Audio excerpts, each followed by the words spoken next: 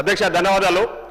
ఇప్పటిదాకా BJP floor leader గౌరవనీయులు మహేశ్వర్ రెడ్డి గారు మాట్లాడుతూ బీఆర్ఎస్ పార్టీ నాయకులు చేసిన అవినీతిపై మీరు ఎందుకు ఎంక్వైరీ చేస్తలేరని మాట్లాడుతూ ఉన్నారు. అధ్యక్ష, మేము వాళ్ళు చేసిన అవినీతిపై మేము కేసులు రిజిస్టర్ చేస్తే, మేము ఉదయం కేసు రిజిస్టర్ చేస్తే సాయంత్రానికి ఈడీ ఎంటర్ అవుతుంది. అధ్యక్ష, ఈడీ ఎంటర్ అయ్యి ఇప్పుడు కేటీఆర్ గారు చేసిన ఈ ఫార్ములా రేస్ ఏదైతే ఉందో దాంట్లో మేము కేసు రిజిస్టర్ చేస్తే అధ్యక్ష, ఈవినింగ్ కల్లా కేసు ఈడీ వాళ్ళు ఎంటర్ అయ్యి ఈడీ వాళ్ళు కేసు రిజిస్టర్ చేసింది. అధ్యక్ష, ఇప్పుడు మీ పరిధిలో ఉండి మీరు ఎందుకు ఎంక్వైరీ చేసి మీరు ప్రాపర్ యాక్షన్ తీసుకోవట్లేదని ఈ సందర్భంగా నేను మన మహేశ్వర్ రెడ్డి గారు అడుగుతా ఉన్నారు.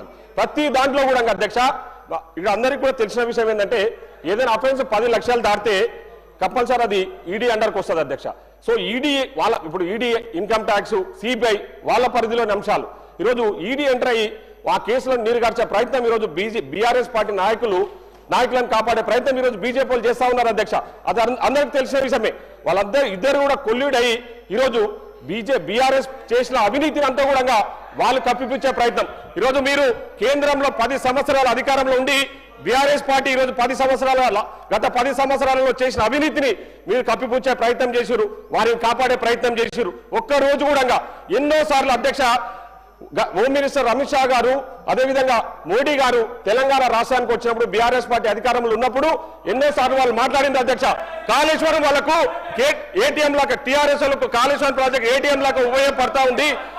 కాళేశ్వరం అడ్డం పెట్టుకొని అవినీతికి పాల్పడ్డారు, అడ్డగోలుగా దోచుకున్నారని చెప్పేసి పెద్ద ఎత్తున ఆ రోజు మోడీ గారు అమిత్ షా గారు మాట్లాడినారు. అధ్యక్ష, మరి ఎందుకు యాక్షన్ తీసుకోలేదు? అధ్యక్ష, ఒక రోజున కేంద్ర ప్రభుత్వ దర్యాప్తు సంస్థలతోన మీరు దర్యాప్తు చేయించిరా?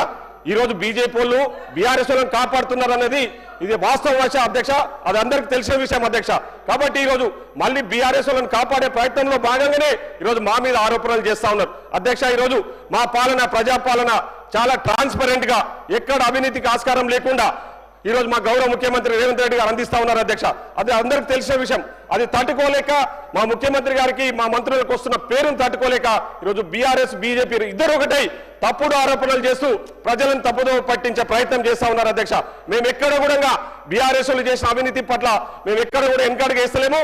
దానికి సంబంధించిన దర్యాప్తు సంస్థలన్నీ కూడా ప్రాపర్ గా ఎగ్జామిన్ చేస్తా ఉన్నాయి. ఖచ్చితంగా రేపో మాపో కాళేశ్వరం మీద కూడా రిపోర్ట్ వస్తా ఉంది. తప్పకుండా దానికి బాధ్యులు ఎవరున్నారో వాళ్ళ మీద చర్యలు తీసుకుంటామని కూడా మా ముఖ్యమంత్రి గారు సంబంధిత శాఖ మంత్రులు ఆల్రెడీ చెప్తా ఉన్నారు. అధ్యక్ష, దాంట్లో ఎవరిని కూడా వదిలిపెట్టాం. బీజేపీ వాళ్ళు ఆలోచన చేస్తుండొచ్చు మీరేదో వచ్చి అడ్డం పడతామని చెప్పేసి.